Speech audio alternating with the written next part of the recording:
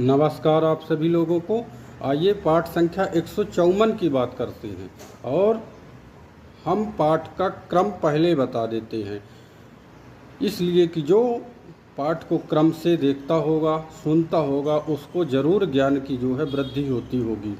इसलिए कि यह होरा पराशर के श्लोक हैं और सबसे पहले इसकी व्याख्या और श्लोकों को जो है अध्ययन करना चाहिए, उसके बाद जो है ज्योतिष को आगे पढ़ना चाहिए।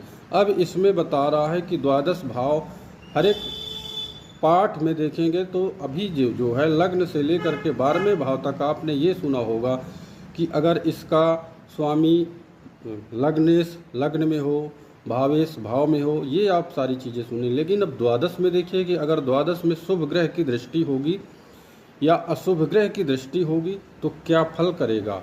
आइए, यह होरा पराशर का श्लोक है।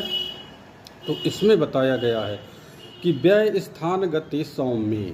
अभी अब आप ये भी समझ जाएंगे कि सौम्य का मतलब क्या होता है। सौम्य का मतलब हो गया सबसे पहले गुरु शुक्र, ये तो निर्विवाद रूप से शुभ ग्रह हैं, और बुध चंद्र, ये 4 ग्रह हो गए। तो सौम्य तदी से कहते हैं द्वादश के स्वामी को, यानी कि 12वें भाव में आपकी अगर मान लीजिए कि वृष राशि पड़ी है तो तदी से शुक्र हो जाएगा, अगर मिथुन राशि पड़ी है तो तदी से बुध हो जाएगा, जो भी हो।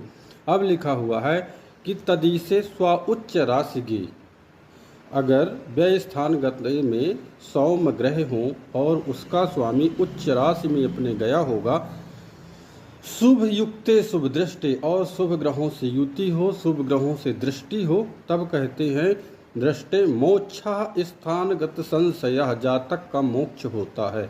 वहाँ से द्वादश से मोक्ष भी देखा जाता है, तो ये पता चल जाएगा कि जातक का मोक्ष होगा या नहीं होगा। तो अगर इस प्रकार का संबंध बन रहा है तो मोक्ष होगा। अब दूसरे श्लोक में कह रहा है व्यय से पाप संयुक्ति।